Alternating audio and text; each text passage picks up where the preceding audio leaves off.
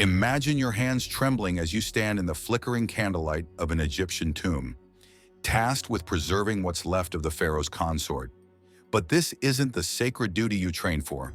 Today, you're ordered to break every tradition you've ever known. You're about to cross a boundary so disturbing, generations of priests, embalmers, and scholars all conspired to hide it from history. Because in ancient Egypt, the line between cosmic ritual and unimaginable horror vanished under the weight of faith and power.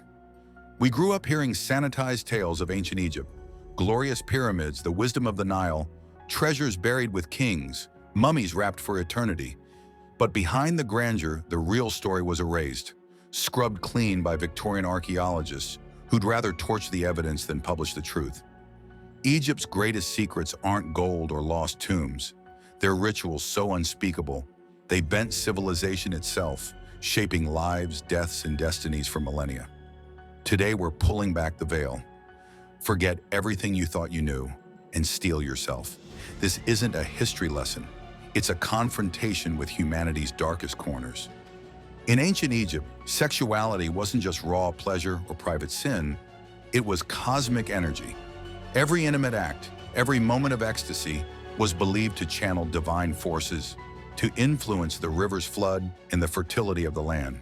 Pharaohs weren't only kings, they were human lightning rods for the universe. Their virility became a matter of national security. A barren pharaoh didn't threaten just the dynasty, he risked Egypt's collapse. But what did that mean for real bodies? For children, slaves, and queens, the answer was as brutal as it was inevitable. Temple inscriptions and forbidden papyri tell the story. Sexuality wasn't private, it was meticulously orchestrated. Rituals blurred the distinction between worship and violation, pleasure and pain. And the higher you stood in society, the harder you fell into the machinery of cosmic sex. Some Egyptologists still debate what motivated such acts. Were they gestures of spiritual purification or something more sinister? In any case, the evidence was impossible to ignore. Clean, deliberate surgical marks left on flesh where only priests' hands had gone. Proof that these acts weren't accidents of time, but decisions made in the torchlit corners of Egypt's most sacred spaces. When radiological scans revealed even more mummies with similar brutal modifications, the academic community was shaken. It was as if every new body placed on the examination table whispered secrets its discoverers were desperate to silence, leaving the world awestruck and horrified by how far ancient Egypt went to merge faith, sexuality, and ultimate control over the human body. Why? Because the dogma of perfection for the afterlife demanded modification.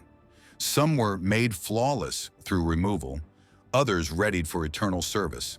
Their bodies crafted for gods, not for pleasure, but cosmic function. What kind of society could justify these horrors? A society convinced that sexual energy governed the cosmos. Not content with the dead, priests and nobles directed these obsessions onto the living. Royal children, sometimes as young as 6, were trained for temple service that doubled as sexual education. Technique, prolonging pleasure, dissociation from pain. Medical papyri documented the toll. Injuries caused by hyperflexibility, stunted growth from malnutrition, chronic trauma. Wealthy families offered their children to the gods, watching them vanish into sanctuaries designed for a lifetime of suffering. It went further. Legal documents revealed child slaves, sold and traded for sexual utility, their price determined by age, appearance, and skills. The priesthood assured parents their children were blessed. Suffering was a mark of honor, endurance the road to cosmic favor. The mortality rate was staggering.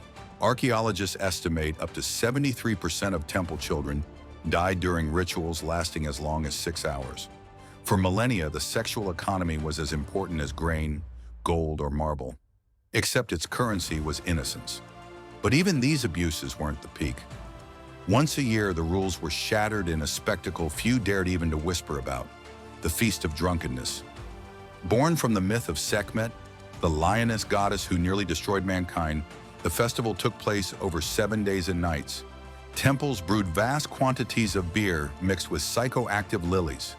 When the festival began, all social structure dissolved. Priests proclaimed that in a drunken haze, the Egyptians became vessels for the gods, free to indulge every impulse without limit. It started as celebration, but quickly devolved. Participants reported hallucinations, believed themselves possessed. Normal morals disappeared. Sex between masters and slaves played out in the open. Married women joined roaming parties. Even children were recruited as spectators or participants. Cities became flooded with groups pounding on doors, demanding compliance. The line between ritual and crime evaporated. Men competed for stamina. Women faced group violation in the name of communion. Children were abused on altars. The violence matched the sexuality. Wounds considered sacred, deaths blamed on divine favor. Mesopotamian diplomats described the feast as proof that Egyptians were barbarians posing as a civilized people. The trauma lingered. Families splintered, memories erased, shame passed forward. Children born 9 months later bore the stigma of divine possession. Economic output crashed. Farms shut down, trade stopped, governments ceased to function. But the pharaohs called it the price of cosmic balance. Why did the festival persist? Here's a political twist. For 1 week, social pressure was released like steam from a volcano. Slaves could dominate masters, citizens could rebel, morality flipped upside down. The chaos acted as relief, a controlled riot in service of order. After, normal life resumed, now with fresh wounds, deeper stigma, and new trauma. The architecture confirmed it. Temple excavations revealed rooms built for group sex, with restraints, drainage, evidence of violence. The artifacts matched the text descriptions left by Greek, Mesopotamian, and Roman observers, horrified by what they saw. When foreign powers came, they tried to end the horror.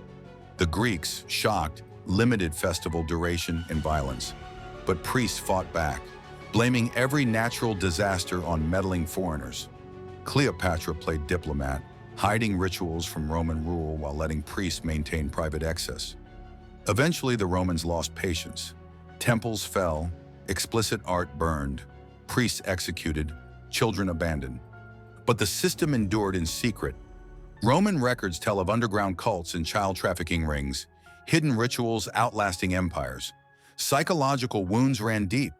The children conditioned for abuse struggled to survive, some opting for suicide rather than face life without their only perceived value. All the while, another drama unfolded. As Victorian explorers rediscovered Egypt, they came face to face with the ancient shame.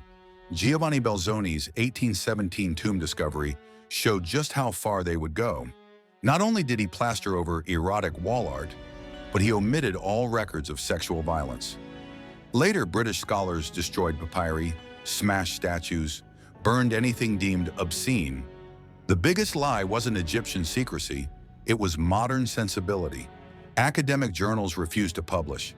Museums segregated artifacts in restricted rooms. Cairo, the Louvre, the Metropolitan Museum of Art, all hold thousands of items the public will never see. Even in recent years, scandals erupt. Museums caught hiding new discoveries. Wiki articles locked, artifacts inventoried as miscellaneous. Curators require special credentials and confidentiality agreements for researchers. Victorian denial didn't just hide the past, it shaped the stories we tell today, leaving the sanitized Egypt as pure myth. And here's the final layer. What happens when a civilization's greatest strength, its faith, becomes its greatest weapon for domination? In Egypt, sexuality and cosmic belief fused into ritual suffering. Bodies became battlegrounds where power played out in flesh and pain. When the Nile failed, when hunger struck, when dynasties teetered, the blame fell not on kings or wars, but on the sanctity of sexual ritual. Children, slaves, and elites paid the price. Mothers lost sons and daughters, believing suffering brought divine reward. Priests enforced doctrine without mercy. The machinery of cosmic sex ground through generations, remaking society according to rituals no outsider could fathom. The consequences of these centuries of denial still ripple outward. Museum visitors might sense something missing, a hidden tension behind the glass, as curators quietly sidestep uncomfortable details. Ancient hieroglyphs and murals, censored in scholarly publications by Victorian sensibilities, remain locked away from public view. Erotic artifacts are labeled as miscellaneous, their true significance buried under layers of bureaucratic control.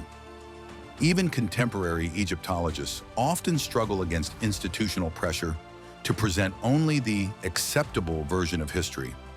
Yet as new discoveries surface and more honest research takes place, the silence protecting ancient horrors slowly begins to crack. The haunting truth is that buried behind Egypt's magnificent monuments lies an untold story, a warning about the cost of mixing cosmic ambition with human suffering, and the long shadow such secrets cast across generations.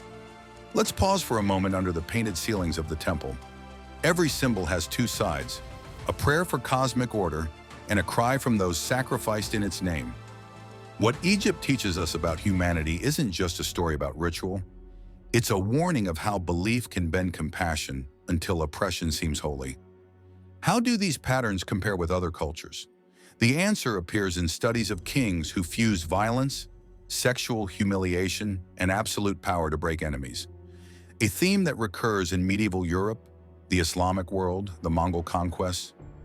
Ivan the Terrible, Vlad the Impaler, Al-Hakim of Cairo, all mirrored the Egyptian logic of control through humiliation and violation. But in Egypt, the system wasn't for isolated punishment. It was civilization-wide, repeated every year, woven into myth and law, shaping the fate of millions. Anthropologists say it's a pattern born from fear and hope. Society sought to stabilize chaos by channeling violence into ritual, turning private suffering into collective salvation. The price, measured in bodies, not gold or monuments, may be Egypt's most enduring legacy. Stand again at the mouth of the tomb. When archaeologists turned away from the darkest evidence, they did more than restrict knowledge. They defined what history was allowed to be. Today, as new technologies expose hidden rooms, forbidden texts, and lost relics, we face a choice: continue the silence, or finally reckon with the full scope of the past. When museums reveal secret archives, when researchers break institutional taboos, the sanitized stories begin to crack, letting reality back into the light. And here comes the question every viewer must face.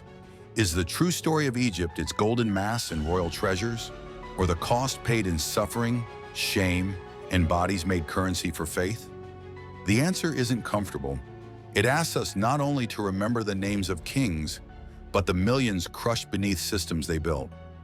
The sands of Egypt have always concealed as much as they revealed. When you walk among the monuments, listen for what's missing.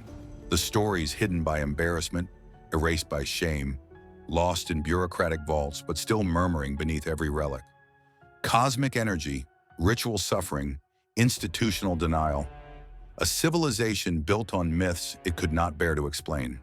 Even today, as Egypt's hidden rooms yield more secrets, we're forced to rethink what history really is.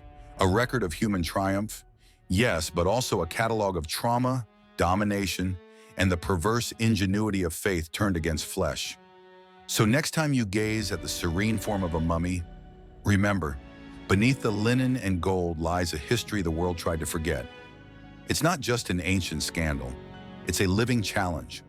Will we finally honor those forgotten voices, or keep listening only to the gods and kings who demanded the silence? In the end, Egypt's most horrific secrets aren't just relics of a vanished world. They're warnings about unchecked power, cosmic ambition, and the fragility of compassion. The lesson is etched not into stone, but into the suffering of those sacrificed on altars of faith. Right now, across museums and scholarly halls, the debate continues. Should the truth be told or protected? Will new generations unlock the forbidden archives? Or will the sands preserve their burial for another century? It's up to us, as explorers, as storytellers, as the inheritors of history's deepest wounds. Tonight, if you feel a chill as you pass a display case marked miscellaneous, remember, every story has a shadow, and the darkest ones teach us the most. Not just about Egypt, but about ourselves.